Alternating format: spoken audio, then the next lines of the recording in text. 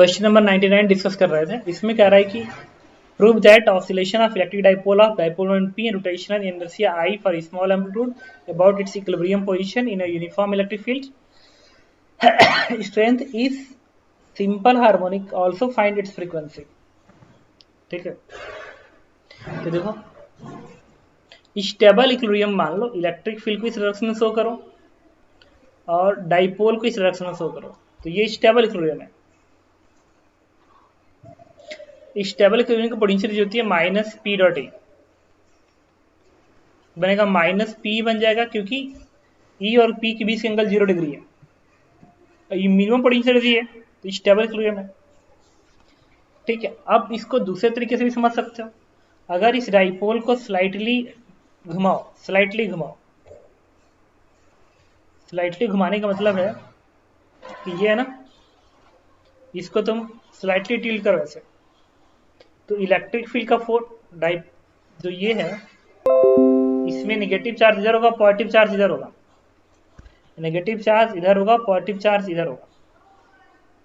ठीक है, अब शिफ्ट कर रहा हूं, देखना। अब मैंने क्या किया, इसको इस तरीके से शिफ्ट कर दिया।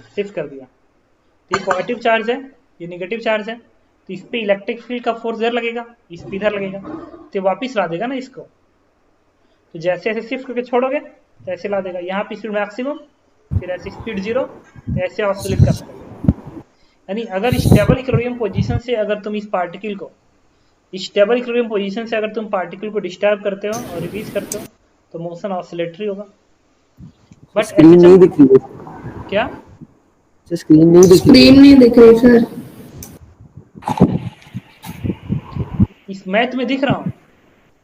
यस सर दिख रहा है। दो जगह दिख रहा है स्क्रीन, दो आईडी से। क्या कह रहा? सर आप दो जगह से दिख रहे हैं, मतलब।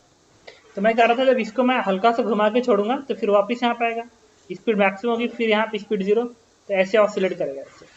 अब प्रूफ करने की एसएचएम है, तो देखो इसके लिए मैंने क्या किया, इसको स्लाइटली शिफ्ट करेंगे। अब तुम लोग क्वेश्चन दिख रहा होगा, व्हाइट बोर्ड नहीं दिख रहा होगा, इसको स्लाइटली मैं शिफ्ट करूंगा। तो स्लाइटली शिफ्ट करोगे तो बन जाएगा इस तरीके से। अब व्हाइट बोर्ड तुम्हें दिखेगा। क्वेश्चन नंबर कौन सा है? 99 है। अब इसको डाइपोल को मैंने ऐसे शिफ्ट कर दिया, ये नेगेटिव चार्ज, ये पॉजिटिव चार्ज, ये वाला एंगल थीटा मान लो, इलेक्ट्रिक फील्ड डायरेक्शन ऐसे है, तो टॉर्क क्या आएगा? टॉर्क आएगा P क्रॉस E, तो dipole moment P E and sine theta, P cross E, torque बन गया P क्रॉस E। लेकिन एक टॉर्क बन गया इतना, और टॉर्क को क्या लिख सकते हो? I alpha, that is PE sine theta is equal to I alpha. अब अगला हम काम करेंगे क्या, अगर ये थीटा बहुत स्मॉल हो तो साइन थीटा को थीटा लिख सकते हो, दूसरा तुम देखना, तुमने टिल्ट ऐसे किया ना, घुमाया इस सेंस में, तुमने घुमाया इस सेंस में, और टॉर्क आ रहा है इस सेंस में, टॉर्क आ रहा है इस सेंस में, घुमाए हो तुम इस सेंस में, और टॉर्क आ रहा है इस सेंस में। माइनस साइन का वो है, घुमा रहा है वैसे, टॉर्क दे रहा है उल्टा, माइनस साइन का डिफरेंस है। तो हम क्या करेंगे, यहाँ पे माइनस साइन यूज करेंगे, यहाँ पे एक माइनस यूज करेंगे। अगर मैं कहूँ कि थीटा बहुत ही स्मॉल है तो साइन थीटा को थीटा लिख सकते हो, तो बनेगा minus PE and divide by I को नीचे भेज दो, और थीटा बहुत ही स्मॉल तो साइन थीटा को थीटा, दैट इज अल्फा। देखो ये अल्फा बराबर क्या आ गया, माइनस ओमेगा स्क्वायर थीटा आ गया। ये एंगुलर एसएचएम बन गया। कंपेयर करा लो तो ओमेगा किसके बराबर आएगा, under root of PE divide by I, omega आ गया। तो पीछे time period 2 pi by omega, इसमें द टाइम पीरियड। अब ये देखो, ये इस क्वेश्चन में कह रहा है कि prove that the oscillation of electric dipole of P rotation I for small amplitude. Small amplitude का मतलब क्या है, एंगल, जो एंगल आएगा कम आएगा, about it's equilibrium position in uniform electric field E and find the frequency. तो मैंने time period निकाल लिया है, अगर मैंने टाइम पीरियड निकाल लिया तो फ्रीक्वेंसी क्या होगा, 1/f होगा। आगे आंसर। किसी को डाउट हो तो बताओ, किसी को डाउट है बोलोगे? नो सर, आ गया सर। अच्छा इसमें मेरा फोटो दिख रहा है क्या? यस सर, वही कह रहा था सर, साइड स्क्रीन ना चेंज करिए, आपका सर फोटो ये दिख रहा सर है। साइड में दिखता है ओके, पार्टिसिपेंट। अब आते हैं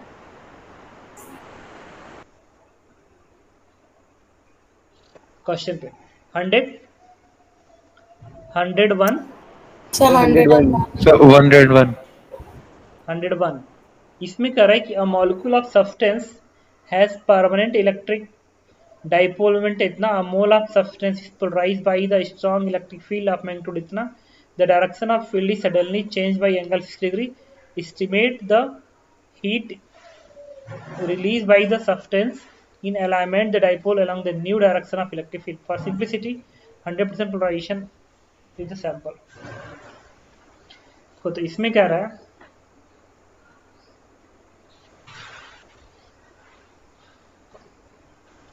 क्वेश्चन नंबर 101 कि पहले इस तरीके से था डाइपोल और इलेक्ट्रिक फील्ड इक्विलिब्रियम पे थे, इक्विलिब्रियम पे थे।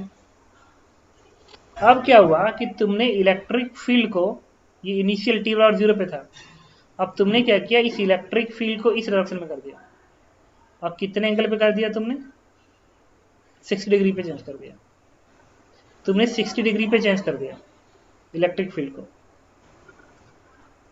तो अब क्या होगा, जो ये डाइपोल मोमेंट है ना, वो धीरे धीरे इस इलेक्ट्रिक फील्ड डायरेक्शन में अलाइन होने लगेगा, क्योंकि ये नेगेटिव था चार्ज, यहाँ पे ये नेगेटिव चार्ज है, यहाँ पे पॉजिटिव चार्ज है। तो अब ये पॉजिटिव चार्ज है ना, इस इलेक्ट्रिक फील्ड डायरेक्शन में जाएगा, तो इस तरीके से अपने आप को करने लगेगा, ऐसे करने लगेगा। तो डाइपोल अपने आप को ऐसे बना लेगा। तो पहले था डाइपोल इस तरीके से, ऐसे था, अब बाद में डाइपोल ऐसे कर दिया। इसमें जो एनर्जी चेंज होगी, इस प्रोसेस से इस प्रोसेस में जाने में जो एनर्जी चेंज होगी, वही एनर्जी बेसिकली हीट में डेवलप होगा। डाइपोल था पहले ऐसे, बाद में इक्विलिब्रियम ऐसे टर्न कर लिया। पहले था डाइपोल इस तरीके से, अब बाद में इक्विलिब्रियम ऐसे टर्न कर लिया। तो दोनों में जो चेंज आएगा पोटेंशियल एनर्जी का, वही तो हीट डेवलप होगा। ठीक है, तो जो पोटेंशियल चेंज करेगा, तुम ऐसे लिखोगे, बैटरी तो है नहीं यहाँ पे, delta U plus delta H, delta U निकालेंगे पोटेंशियल एनर्जी। इलेक्ट्रिक फील्ड इस तरह से है, तो फाइनल पोटेंशियल एनर्जी क्या बनेगी, फाइनल डाइपोल इसी का डायरेक्शन में है, तो फाइनल पोटेंशियल एनर्जी होगी माइनस पी डॉट ई होता है, तो पी इंटू ई। देखो डाइपोल जो है इलेक्ट्रिक फील्ड डायरेक्शन में, यहीं पे चेक करना है, यहाँ का जो डाइपोल है वो इलेक्ट्रिक फील्ड के डायरेक्शन में फाइनल वाला, तो बन गया इतना। इनिशियल क्या लिखोगे, इनिशियली इलेक्ट्रिक फील्ड ऐसे है, और डाइपोल को ये बोलोगे।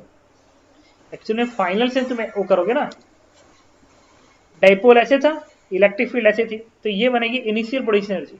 अब जब डाइपोल धीरे धीरे इधर आएगा ना, देखो पहले था डाइपोल इस तरीके से, इलेक्ट्रिक फील्ड ऐसे था, सॉरी इलेक्ट्रिक फील्ड ऐसे कर दियो ना, तो डाइपोल इस तरीके से, डाइपोल इस तरीके से। अब जब ये डाइपोल धीरे धीरे ऐसे होगा, ऐसे होगा, ये बन जाएगा फाइनल पोजीशन। ये है इनिशियल पोजीशन। इनिशियल पोजीशन में जो एनर्जी लिखोगे तुम, माइनस पी डॉट ई, तो P cos angle between electric field और इस डाइपोल के बीच एंगल क्या है, 60 डिग्री है, यहाँ पे 60 degree, this is minus P cos 60 is half. अब यहाँ पे 0 प्लेस करो, डेल्टा यू क्या होता है, final energy minus initial energy, ये फाइनल है माइनस पी, और उसमें से इसे सब्ट्रैक्ट करोगे तो बन जाएगा plus P by 2 plus delta H, इससे डेल्टा एच की वैल्यू हो जाएगी पी बाई 2। तो क्वेश्चन में डाइपोल मोमेंट उन्होंने देखो दिया हुआ है कितना, इलेक्ट्रिक डाइपोल मोमेंट दिया गया इतना, इलेक्ट्रिक फील्ड दिया गया इतना, दोनों को मल्टीप्लाई करके हाफ कर दोगे, आंसर आ जाएगा। ठीक है, तो वैल्यू रख देना, आंसर दे देना। सर इसमें फाइनल 0 क्यों है? मतलब change in potential energy plus heat 0 क्यों है? ये तो एनर्जी कंजर्वेशन का फॉर्मूला होता है ना कि burden by battery equals to delta U plus delta H. तो बैटरी तो यहाँ है नहीं, बर्डन 0 बनेगा। पोटेंशियल जो चेंज करेगी वही तो हीट में डेवलप होगा। पहले डाइपोल ऐसे था, बाद में डाइपोल ऐसे हो गए घूम के। इसका मतलब पोटेंशियल घट रही है ना, पोटेंशियल घटी तो गई कहाँ, हीट में कन्वर्ट हो गई। ठीक है, 102, 103, 4, 5, 6, 7, 8, 102 102 102 में क्या करना, calculate the force and dipole. इस डाइपोल में फोर्स बता रहा है, इसमें क्या करना है बता। मैंने क्या बताया था तुमको, डाइपोल पे फोर्स का फॉर्मूला होता है P into del by del R. याद करो, करवाया था डाइपोल फोर्स फॉर्मूला। तो इस लाइन चार्ज का इलेक्ट्रिक फील्ड निकालो इसके ऊपर। इलेक्ट्रिक फील्ड कितना होता है, lambda upon 2 pi epsilon naught R आता है। कर दो डिफरेंशिएट इसको, डी बाई डी आर उठा के प्लेस कर दो वहां पे। तो lambda upon 2 pi epsilon naught R square बचेगा नीचे, इसको उठा के यहाँ पे रख दो, आंसर बन गया। 102 के बाद 103, 104, 5, 106। इसमें कह रहा है कि ये भी क्लास में कॉपी का क्वेश्चन है एग्जैक्टली। कह रहा है कितना फ्लक्स क्यूब में होगा। तो जो भी फ्लक्स आएगा वो एक्स कोऑर्डिनेट यहाँ इस सरफेस में और इस सरफेस का वजह से आएगा।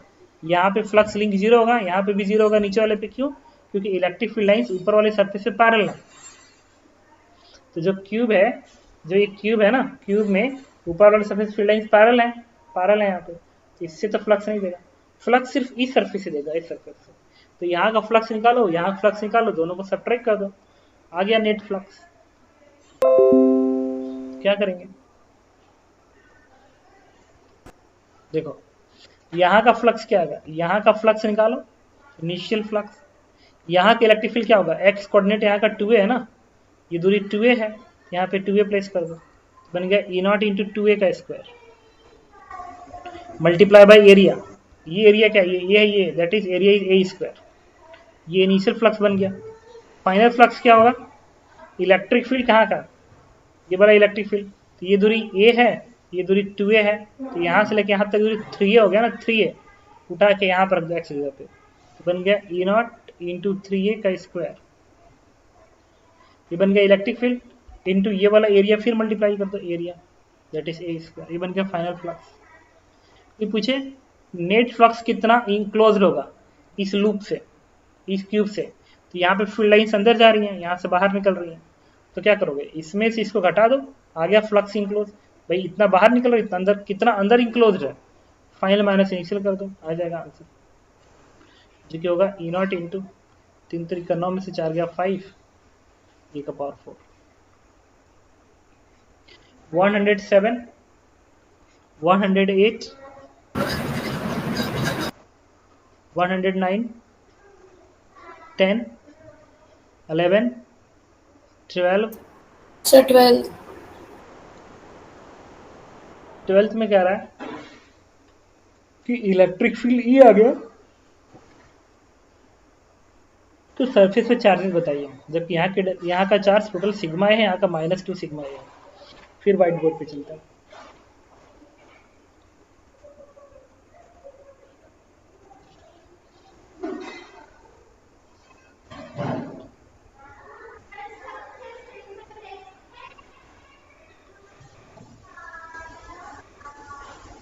इलेक्ट्रिक फील्ड दे दिया, अगर बाहर से इलेक्ट्रिक फील्ड होगा तब वो प्रॉपर्टी यूज नहीं होगी कि आउटर सरफेस का चार्ज आपस में इक्वल होता है। उन्होंने क्या पूछी है, find the surface charge of each surface. ठीक है, तो टोटल चार्ज से सम का हाफ तभी होता है जब बाहर का फील्ड क्या हो, 0। अब आ गया तो ऐसा नहीं होगा, अपने मन से यहाँ क्यू मान लो, बट ये तो प्लेट आइसोलेटेड है, तो यहाँ पे सिग्मा ए है, यहाँ पे क्यू है, तो यहाँ पे क्या आएगा, सिग्मा ए माइनस, यहाँ पे क्या बनेगा, क्यू माइनस सिग्मा ए। यहाँ पे क्या बनेगा, इस टोटल में से इसे घटा दो, तो इसमें से इसको घटाओगे तो बनेगा माइनस क्यू माइनस सिग्मा, ये बन जाएगा, बन गया। ठीक है, अब देखो इस वाले पॉइंट पे कोई पूछे अच्छा, कंडक्टर के अंदर इलेक्ट्रिक फील्ड हमेशा क्या होता है? जीरो। कंडक्टर के अंदर electric field is always zero. Conductor के अंदर इलेक्ट्रिक फील्ड हमेशा क्या होता है? जीरो होता है। ठीक है, तो हम लोग इस प्रॉपर्टी का यूज करेंगे। इस क्यू की बेस से यहाँ का फील्ड लिखेंगे, इसके बेस से यहाँ का, इसके बेस से यहाँ का, और इसके बेस से यहाँ का लिखेंगे, और ये भी जोड़ देंगे और सबका सम जीरो कर देंगे, आ जाएगा आंसर। अच्छा, ये दोनों चार्जेस अपोजिट साइन के है ना, ये और ये अपोजिट साइन के हैं, तो वो तो इस पॉइंट पे जीरो फील्ड देगा, बचेगा इस क्यू का इस पॉइंट पे फील्ड। तो एक साइड का है ना, तो बनेगा क्या? Q upon 2a epsilon not, ये बन गया। इसके वजह से फील्ड इधर बना, इस डायरेक्शन में बना। ये वाला इलेक्ट्रिक फील्ड भी इसी डायरेक्शन में है, तो प्लस ही कर लो। ये नेगेटिव चार्ज है ना, नेगेटिव चार्ज, तो इसका मैग्नीट्यूड क्या आएगा? ये नेगेटिव चार्ज इस पॉइंट पे इलेक्ट्रिक फील्ड अपने तरफ देगा ना, नेगेटिव चार्ज है तो अपने तरफ अट्रैक्ट करेगा। नेगेटिव चार्ज है ना, तो फील्ड अपने तरफ अट्रैक्ट कराएगा।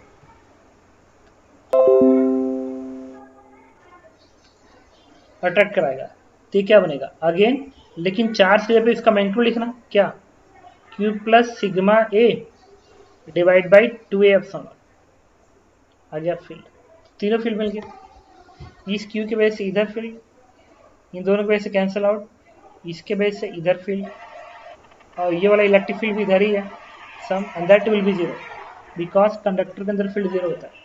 इसको सिंप्लीफाई करोगे, क्यू की वैल्यू सॉल्व हो गया आ जाएगी। उस क्यू को उठा के तुम यहाँ प्लेस कर दो, यहाँ के चार्ज आ गया, यहाँ प्लेस कर दो, यहाँ के चार्ज आ गया, यहाँ प्लेस कर दो, यहाँ के चार्ज आ गया, यहाँ प्लेस कर दो, यहाँ के चार्ज आ गया।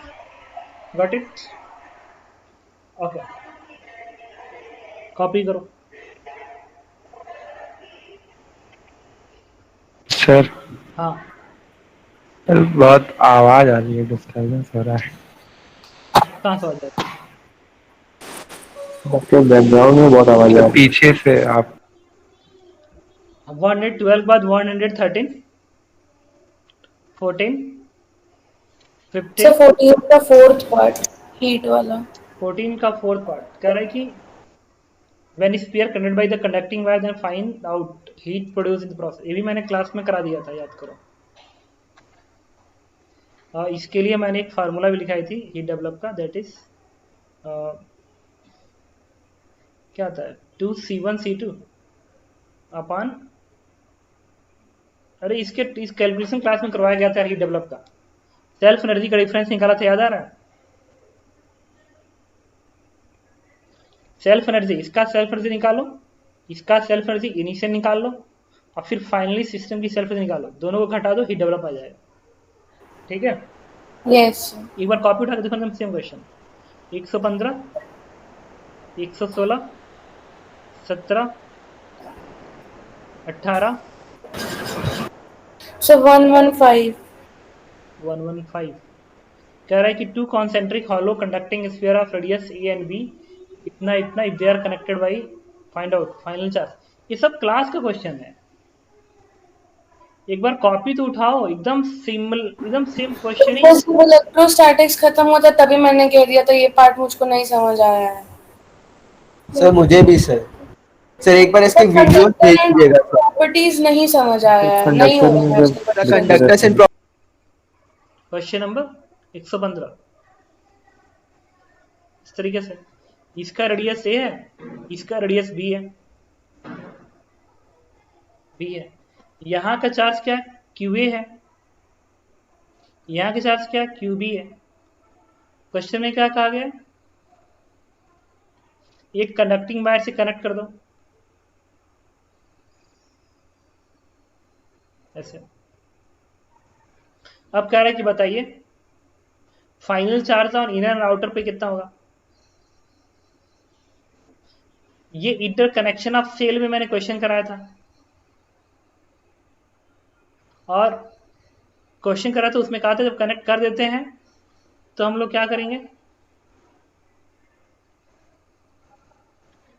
यहां का चार्ज अलग मान लो ये चार्ज क्या है, कनेक्शन कराने के बाद ये Q हो गया, तो यहाँ का चार्ज क्या बचेगा, चार्ज कंजर्वेशन लगा दो, इस प्लेट और इस प्लेट का चार्ज का सम कांस्टेंट रहेगा ना, या चार्ज का फ्लो से निकाल लो कि मान लो स्विच क्लोज कराया तो इधर से क्यू चार्ज फ्लो किया वो लगाओ, या मान लो टोटल यहाँ का क्यू है तो यहाँ का टोटल क्या होगा, Q A plus Q B minus small Q होगा। भाई Q A plus Q B का सम में से क्यू हटाओगे ना, क्योंकि यहाँ पे क्यू बच गया तो यहाँ पे रेस्टा बचा रहेगा। अब मैंने क्या कहा था कि इस सरफेस का पोटेंशियल और इस सरफेस का पोटेंशियल इक्वल कर दो इंटरकनेक्शन में, तो यहाँ का पोटेंशियल क्या लिखोगे, तो इस कंडक्टर की वजह से इसके सरफेस का potential that is K Q A divide by ए, इसके वजह से यहाँ का पोटेंशियल, और इसके वजह से यहाँ का पोटेंशियल वही होगा जो अपने सरफेस पे देगा, that is K Q B अपान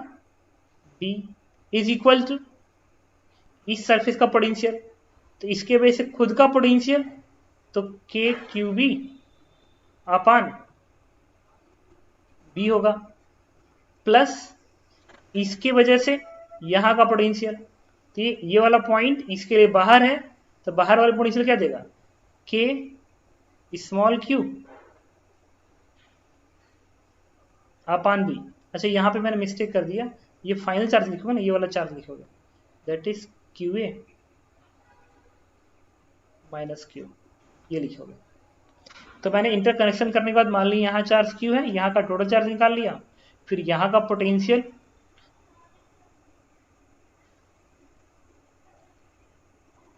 मैंने सब लिख दिया, लेकिन तुमने ये नहीं बताया कि सब मैंने शुरुआत वाला भी मैंने गलती किया है।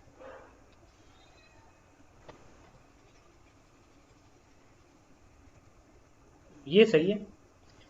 इस सरफेस का पोटेंशियल क्या लिखोगे, इसके वजह से ये वाला पॉइंट बाहर है ना, तो के क्यू ए अपान बी, ये ठीक है, और इस चार्ज की वजह से यहाँ का पोटेंशियल क्या बनेगा, के क्यू अपान इसका रेडियस, ये तो इस पॉइंट का पोटेंशियल बन गया। अगर ये 1 है ये 2 है ये 2 है तो v1 इक्वल्स टू v2 लिख रहा हूँ, तो v2 तो ये है, v1 लिखना है इस सरफेस का पोटेंशियल, तो इस चार्ज की वजह से इसके सरफेस का पोटेंशियल के क्यू अपान ए, इस चार्ज की वजह से इसके सरफेस का पोटेंशियल, और इस चार्ज की वजह से यहाँ का पोटेंशियल वही होगा जो ये सेट अपने सरफेस पे देगा, that is K Q A plus Q B minus Q divide by B, ये देगा। अब ये इसको कैंसिल आउट कर दिया, यहां से क्या आ गया, के क्यू अपान ए बराबर के क्यू अपान बी, मतलब Q upon A equals to Q upon B, ये आ गया। लेकिन ए और बी इक्वल तो नहीं है, if A is not equal to B तो ये इक्वेशन तभी संभव है जब क्यू क्या होगा, 0, जब ये 0 हो जाएगा। क्यू 0 हो गया, इसका मतलब क्या हुआ कि इसके सरफेस जो चार्ज था क्यू ए वो पूरा पूरा कहां चला गया, इसके ऊपर चला गया। तो कोई पूछे पहले क्वेश्चन का आंसर, तो पहले क्वेश्चन का आंसर हम क्या देंगे, अंदर का पूरा चार्ज बाहर चला गया और इनर पे कोई चार्ज ही नहीं रहा, इनर का चार्ज क्या आएगा 0 और आउटर चार्ज क्या आएगा Q A plus Q B, answer. अब पूछ रहा है हीट कितना डेवलप होगा, हीट कितना डेवलप होगा, तो इस सिस्टम की सेल्फ एनर्जी इनिशियली निकालेंगे और फाइनल निकालेंगे, सब्ट्रैक्ट कर देंगे, आ जाएगा आंसर। चलो कैलकुलेट करते हैं इनिशियल और फाइनल।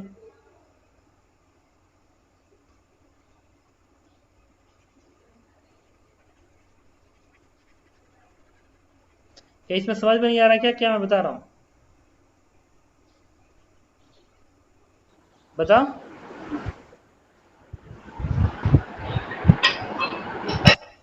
बोलोगे समझ में आ रहा है कि नहीं आ रहा है।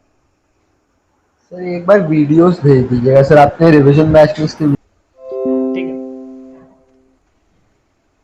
इसके बाद हाँ ये आ गया। आप पूछा हीट प्रोड्यूस कितना होगा, हीट प्रोड्यूस के क्या करेंगे, सिस्टम की इनिशियल एनर्जी निकालेंगे, इनिशियल एनर्जी। इनिशियल एनर्जी के लिए सेल्फ एनर्जी निकालना हमें, तो देखो सेल्फ एनर्जी कैसे निकाले थे हम लोग, इसकी self energy K Q square by 2r, shell है ना, सेल है सिर्फ सरफेस चार्ज है, तो बनेगा के क्यू ए का स्क्वायर अपान 2r प्लस इसकी सेल्फ एनर्जी क्यू बी है, तो बनेगा क्या के क्यू बी का square divide by 2b plus इसका इंटरेक्शन इसके साथ हो रहा है, तो इसके बेस यहाँ का पोटेंशियल लिखेंगे और चार्ज मल्टीप्लाई कर देंगे इसका। ये वाला चार्ज क्या है, क्यूबी मल्टीप्लाई बाई इसके वजह से यहाँ का पोटेंशियल, तो ये वाला पॉइंट इसके लिए बाहर का पॉइंट है, तो क्या बनेगा K Q A divide by B, ये बन गया। ये इनिशियल बन गया potential energy. Final potential energy, अब अंदर तो कोई चार्ज है नहीं, किसका लिखोगे, फाइनली तो क्यू जीरो आ गया ना, तो पूरा चार्ज यहीं पे, तो बस इसी का लिखना बाकी है, that is K Q A plus Q B का whole square divide by 2b। तो कोई पूछे हीट डेवलप कितना होगा, तो जो पोटेंशियल एनर्जी घटी है दिस इज हीट डेवलप। और ये वाला जो है 116 117 18 18 क्वेश्चन भी देखो मैंने सब क्लास में कराया हुआ क्वेश्चन, यही क्वेश्चन एकदम क्लास में करवाया था, एकदम सेम क्वेश्चन ही क्लास में करवाया था। कि कह रहा है कि इस पे कितना फोर्स लगाओ ताकि रुका रहे, कितना फोर्स लगाओगे कराया था। एक बार कॉपी में देख लो। इलेक्ट्रोस्टैटिक प्रेशर निकालेंगे, उसके बाद इस प्रोजेक्टिव एरिया से मल्टीप्लाई कर देंगे, उतना ही फोर्स इधर से लगाना पड़ेगा। कॉपी में उठा के देखो, एकदम वही क्वेश्चन। पार्ट 2 1 to 4, पार्ट 2 में कहाँ तक डिस्कस हुआ था? सर नहीं हुआ था डिस्कस। सर हो गया था, पार्ट 2 काफी नीचे आखिरी में करना। पार्ट 2 कहाँ तक देखो? सेल्फ एनर्जी,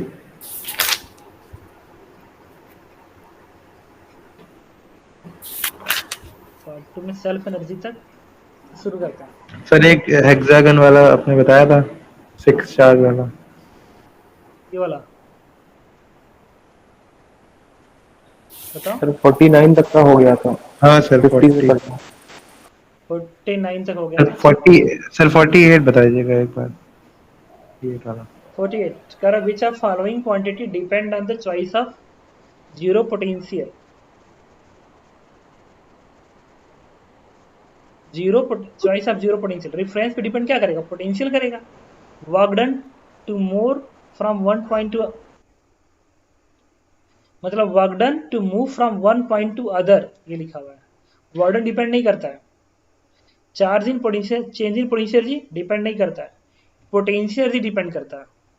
ये कहा गया है ना कई बार कि पोटेंशियल एनर्जी रिफरेंस पे डिपेंड करता है, बट पोटेंशियल डिफरेंस रिफरेंस पे डिपेंड नहीं करता। अरे वो भी तो क्वेश्चन ऐसी में डिस्कस किए थे कि E is not equal to 0 तो B is not equal to 0, याद आ रहा है? इसमें बता नहीं रहा तुमको कि पोटेंशियल रिफरेंस पे डिपेंड करता है, बट पोटेंशियल एनर्जी का डिफरेंस, पोटेंशियल का डिफरेंस ये रिफरेंस पे डिपेंड नहीं करता है। तो जीरो पोटेंशियल पे क्या डिपेंड करेगा, पोटेंशियल करेगा, पोटेंशियल डिफरेंस थोड़ी करेगा। 49 50 51 52 53 54 55 56 57 58 59 60 61 62 63 64 65 66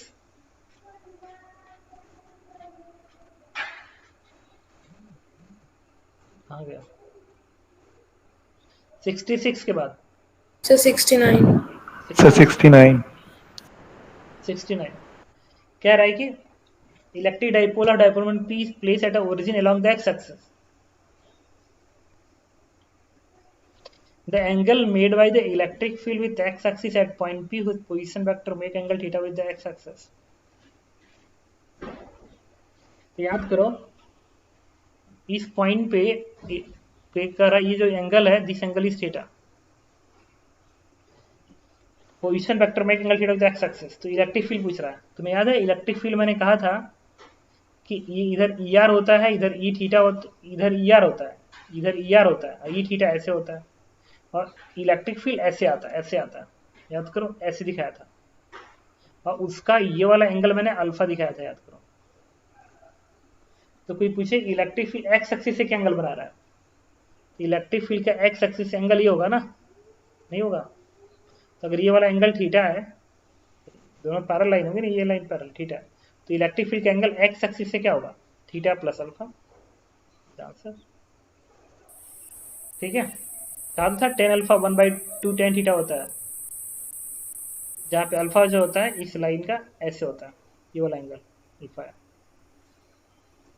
क्वेश्चन नंबर 70, 71, 72, 75 तक, 80 तक, 85। सर 80 में बी और सी क्यों नहीं होगा?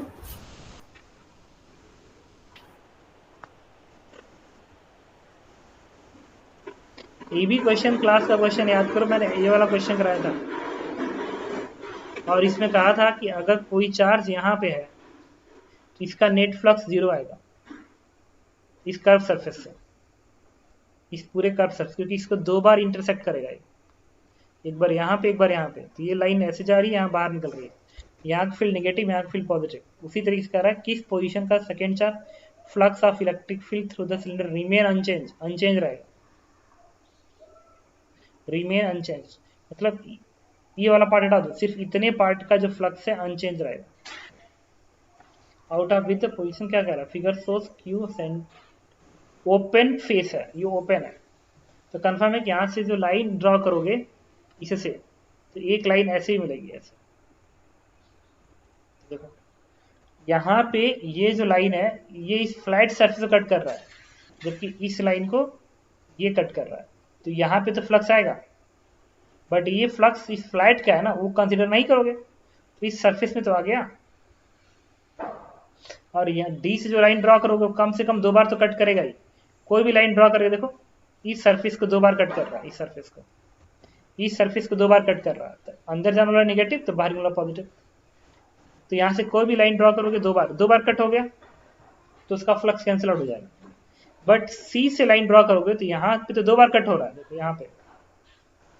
यहाँ पे भी एक ही बार कट हो रहा है, नहीं 2 बार, एक बार यहाँ पे एक बार यहाँ पे, क्योंकि ये तो सरफेस है ना, ओपन का मतलब एक साइड का ओपन फेस है, सिर्फ ये ओपन फेस है, ये तो है,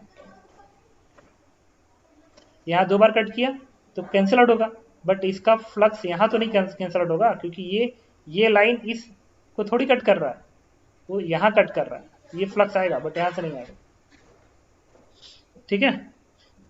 तो आंसर क्या होगा, डी एंड ए। 81, 82, 83, 85 तक,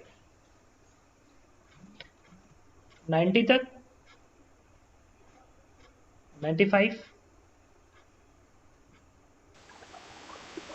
92, 92, 86,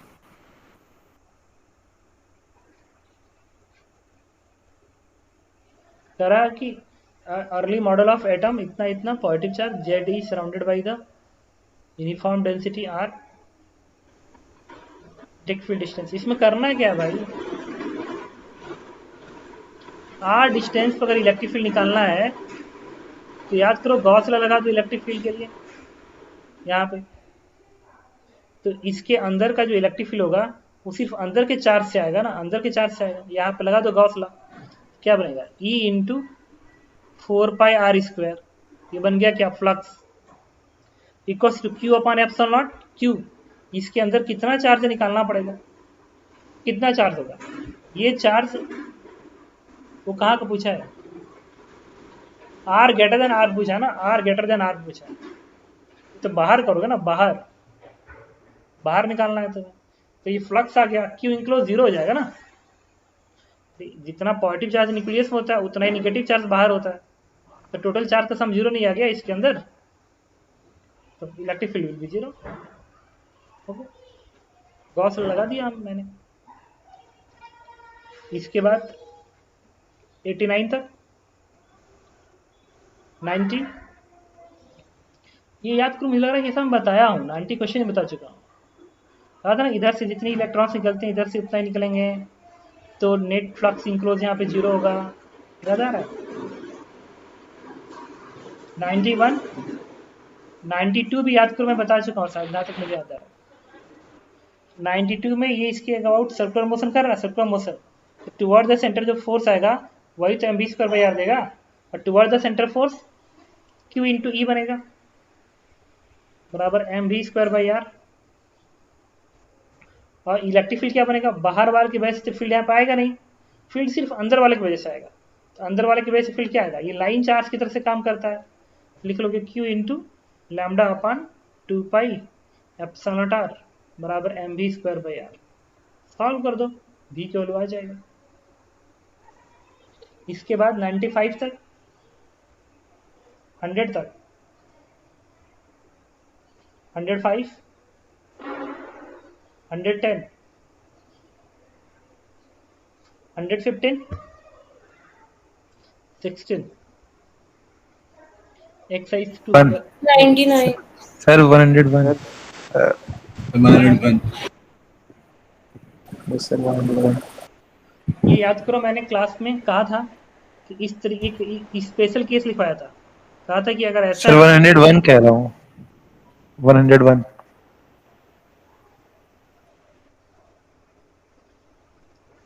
अच्छा इसमें कह रहा है कौन सा पाथ नहीं ये नहीं देगा ना। कहा था कंडक्टर पे फील्ड लाइन क्या होती है, परपेंडिकुलर होती है, याद आ रहा है। कंडक्टर पे फील्ड लाइन हमेशा परपेंडिकुलर टच करती है। क्या ये फील्ड लाइन परपेंडिकुलर टच कर रहा है क्या कंडक्टर पे, नहीं। ये टच कर रहा है परपेंडिकुलर, नहीं।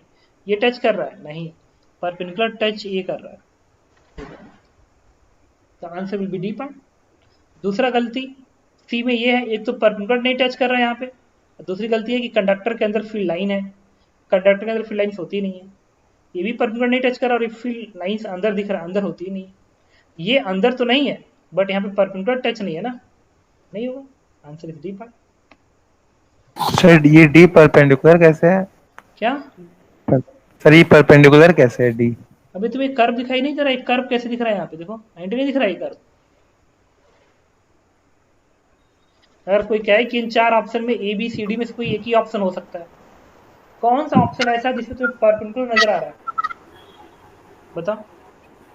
जस्ट परपेंडिकुलर नजर आ रहा है, जहां टच कर रहा है वहां परपेंडिकुलर होगा ना।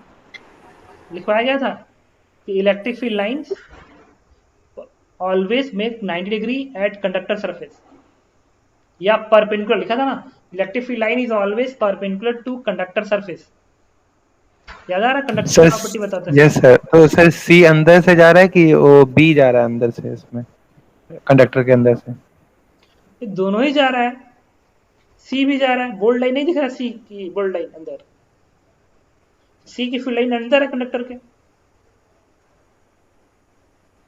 बताओ। सर बी भी है, बी भी अंदर की तरफ है क्या सर? बी की इलेक्ट्रिक फील्ड लाइन वो कंडक्टर के अंदर से जा रही है कि ये मतलब है क्या, आगे से है? ये है क्या, ये क्या है सब सर? लेकिन डी भी तो उस साइड से, अंदर की साइड से फिर जाएगा, स्पेयर दिख है। नहीं रहा है ना यार। अभी अपनी कॉपी उठाओ, कंडक्टर जहां मैंने पढ़ा, ऐसा तुम कंडक्टर बना रहे हो, ये कंडक्टर है और कोई ऐसे दिखा रहा है, ये बिल्कुल गलत है। गलत का रीजन क्लियर है, ये इलेक्ट्रिक फील्ड लाइंस तुम अंदर दिखा रहे हो ही नहीं सकता। कंडक्टर अंदर फील्ड लाइंस नहीं होती हैं। हाँ तो ये तो ऐसे ही गलत हो गया, जो बी है और सी है वो तो इसी से गलत हो गई, अंदर नहीं हो सकती। और ये गलत क्यों है, ये इसलिए गलत है क्योंकि ए पे तुम ऐसा दिखा रहे हो, ऐसा दिखा रहे हो। तो क्या इलेक्ट्रिक फील्ड लाइंस इस कंडक्टर सरफेस पे तुमको परपेंडिकुलर नजर आ रहा है क्या? क्या ये एंगल 90 डिग्री है क्या? ये 90 डिग्री है? नहीं, गलत है, ये इसलिए गलत हो गया। अब एक ऑप्शन डी बचा हुआ है। डी इसलिए सही है क्योंकि ये ऐसे जाके इसको ऐसे दिखा रहा है, ऐसे दिखा रहा है। हॉरिजॉन्टल ठीक है यहाँ पे, बट ये यहाँ पे ऐसे दिखा रहा है, ये 90 होना चाहिए। Electric field line always perpendicular to conductor surface, ये लाइन थी, परपेंडिकुलर होगी। तो जब ऐसे परपेंडिकुलर पड़ेगा यहाँ पे, तो जब यहाँ से निकलेगा यहाँ से, तो फिर वो परपेंडिकुलर निकलेगा, ऐसे ऐसे निकलेगा, ऐसे बनेगा।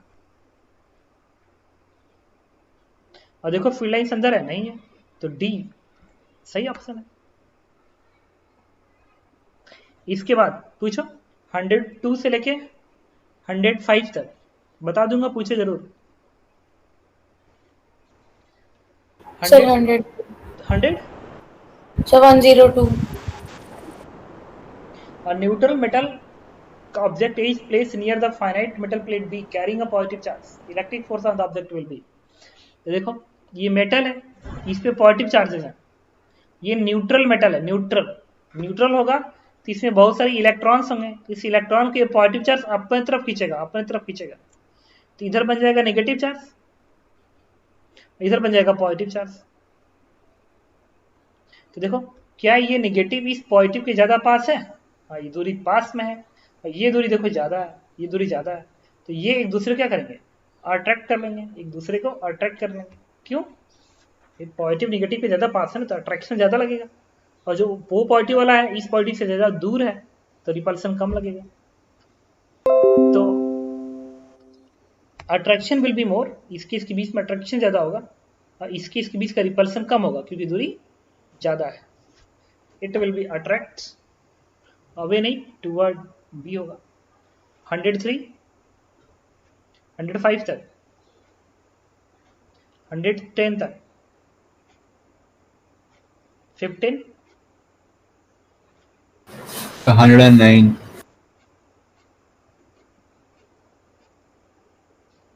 अच्छा बताओ 109 में क्या है? क्या 109 में भी एकदम यही क्वेश्चन आ गया, ये वाला क्वेश्चन, ये वाला क्वेश्चन आ गया फिर से। ये परपेंडिकुलर दिख रहा है यहाँ पे, अप्रोक्सीमेट यहाँ परपेंडिकुलर दिख रहा है, ये अप्रोक्सीमेट परपेंडिकुलर है, ये आंसर होगा। ये नहीं हो सकता, क्यों? ये नहीं हो सकता क्यों? क्योंकि ये परपेंडिकुलर नहीं है, गलत ऑप्शन है। ये खुद ही गलत है, इसलिए गलत है कि फील्ड लाइन अंदर दिख रहा है, अंदर कंडक्टर के अंदर दिख रहा है, गलत है। ये भी गलत है, क्योंकि ये 90 थोड़ी, यहाँ पे 90 थोड़ी, तो टच कर रहा है 90 का मतलब ऐसे होना चाहिए, इस फील्ड को ऐसे निकल के ऐसे इस पे 90 लगना चाहिए, 90। जैसे ये लग रहा है देखो 90 पे, ये 90 पे है, नहीं, गलत। 120 तक बोलो। 108.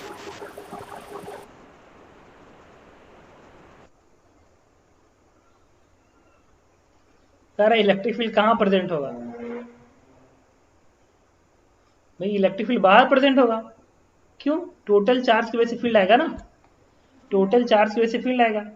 इलेक्ट्रिक फील्ड R1 और R2 के बीच यहाँ भी प्रेजेंट होगा, क्योंकि जब ऐसे गॉस लॉ बनाओगे, गॉसियन सरफेस, तो अंदर चार्ज आएगा, चार्ज आ गया तो यहाँ पे फील्ड देगा।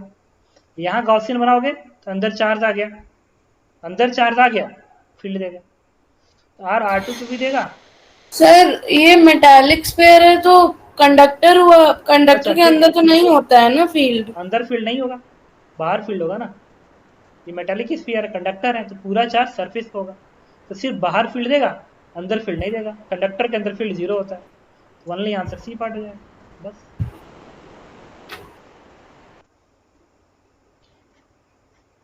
$110, $115, 700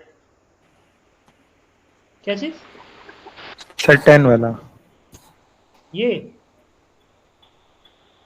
तो क्लास में कराया था, स्पेशल केस लिखवाया था, याद करो। कहा था कि अगर ये चार्ज Q1 है, ये Q2 है, उठा के कॉपी में देखना, कंडक्टर में स्पेशल केस करवाया होगा। यस सर, वो देखा है। हाँ, तो कलेक्टर अंदर का चार्ज बाहर आ जाएगा ना सरफेस पे, तो Q1 इसके थ्रू बाहर आ जाएगा, Q2 इसके थ्रू बाहर आ जाएगा, तो बाहर के सरफेस पर टोटल चार्ज क्या हो जाएगा? Capital Q, Q1 plus Q2, और यहाँ पे भी 0, यहाँ पे भी 0, हो गया डिफाइन। हाँ, तो स्पेशल केस में अगर ऐसा डायग्राम तो बना हुआ है कि पूरा चार्ज बढ़ जाता है, वो इसलिए ताकि इसका पोटेंशियल इक्वल कर दिया जाए। अगर इस पे चार्ज रहेगा तो इलेक्ट्रिक फील्ड आएगा, तो फिर पोटेंशियल का डिफरेंस आता है। तो इसीलिए स्पेशल केस में लिखा गया था कि ऐसा कहीं भी डायग्राम हो, ऐसा हो, अगर एक कंडक्टर है तो यहाँ पे चार्ज क्यों इस पीस से कनेक्ट कर दिया, तो चार्ज निकल के सरफेस हो जाएगा। इस पर एक और बना दो, वैसे ही बाहर एक और बना दो, वैसे ही बाहर। 111, 12, 13, 14, 15, 14। मुझे ऐसा क्यों लग रहा है कि मैं सब बता चुका हूँ।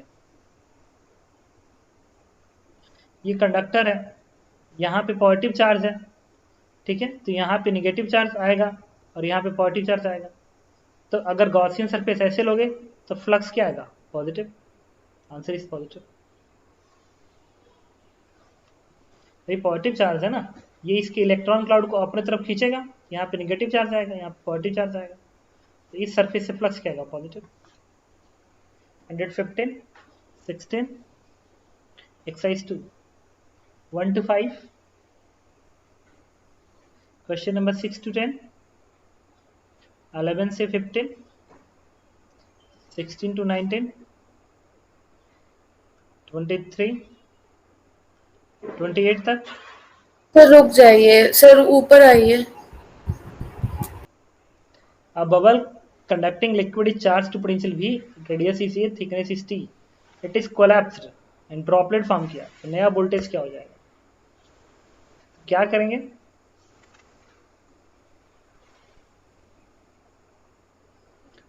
थिकनेस वॉल्यूम कंजर्वेशन लगाएंगे। हाँ, थिकनेस T है, तो सरफेस का पोटेंशियल क्या लिखोगे? के क्यू अपान रेडियस कितना दिया गया इसका? A। तो यहाँ से के क्यू की वैल्यू निकल गया कितना? V इंटू ए। अब जब ये ड्रॉप बनेगा, ड्रॉपलेट बनेगा, तो रेडियस इसका मान लो स्मॉल आर बन जाता है, तो चार्ज तो वही रहेगा के क्यू, तो कोई क्यू के ही बराबर चार्ज रहेगा। तो कोई पूछे नया potential, that is K Q upon small are, ये बनेगा। और अंदर का रेडियस स्मॉल आर है, अंदर का रेडियस स्मॉल आर है, पोटेंशियल क्या बनेगा? ठीक है, अब आर निकालना पड़ेगा, वॉल्यूम कंजर्वेशन लगा दो। तो ये जो मटेरियल का वॉल्यूम बनेगा वो कितना बनेगा? 4 pi R square into 4 pi A square into T ना। Material volume 4 pi A square into T. भाई सरफेस एरिया में थिकनेस से मल्टीप्लाई कर दो, तो 4 pi A square into T volume बन गया, इक्वल टू इस ड्रॉपलेट का वॉल्यूम। ड्रॉपलेट का मटेरियल वॉल्यूम होता है 4/3 पाई आर क्यूब। यहाँ से आर की वैल्यू आएगी कितनी? 4 पाई से 4 पाई कट गया, ये बन गया ए स्क्वायर टी का पावर, और 3 भी अंदर आएगा, 1/3 उठा के यहाँ पे रख देना, तुम्हारा आंसर आ जाएगा। और के क्यू की जगह पे भी ए रख देना, भी ए, यहाँ पे बन जाएगा भी ए अपान आर। तो आर की वैल्यू उठा के यहाँ रखना, आंसर दे देगा। इसके बाद बताओ 15 तक, 15 तक। सर वो जो आपने स्पेशल केस बताया था, क्वेश्चन नंबर 22 तक, 25 तक। सर 24 में डायरेक्शन बताई हुई है। सर नेगेटिव आ रहा है 24 में डायरेक्शन, ये नहीं। सर क्यू चार्ज है ना इसके ऊपर, आंसर नेगेटिव आएगा, माइनस जे कैप वाला बनेगा, क्योंकि पॉजिटिव चार्ज है ना। पॉजिटिव चार्ज फील्ड ये इधर, ये वाला फील्ड इधर देगा, ये वाला फील्ड इधर देगा, रिजल्टेंट बीच में आएगा। और वैसे भी मैं तुम्हें बता चुका हूँ कि सर्कुलर आर केस में इलेक्ट्रिक फील्ड किधर होता है? एंगल बाई सेक्टर के एलॉन्ग होता है, अगर ये पॉजिटिव चार्ज होता है। अवे होगा, निगेटिव होता तो अट्रैक्टिव होता, तो माइनस जे कैप बनेगा। 25 30 तक बताओ, 35 तक बताओ, 37 तक, एक्सरसाइज 3 5 तक, 10 तक। सर लास्ट वाला बताई हुई है, एक्सरसाइज 2। कौन सा क्वेश्चन? सर एक्सरसाइज 2 का लास्ट वाला। 37। यस बताइए।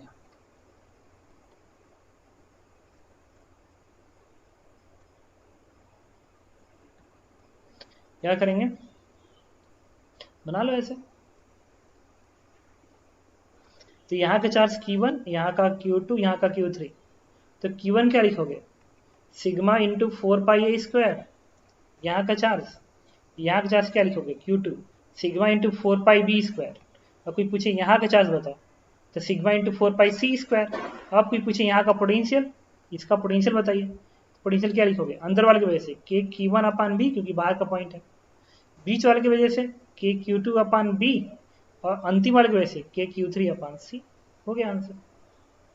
भाई Q1 Q2 Q3 निकाल लेना, और इसके वजह से यहाँ पोटेंशियल के Q1 अपान सेंटर से दूरी, और Q2 की वजह से इसी सरफेस का के Q2 अपान बी, और Q3 की वजह से इसके सरफेस का के Q3 अपान सेंटर से दूरी। बस Q1 Q2 Q3 बोल रखोगे, आंसर दे देगा। ठीक है।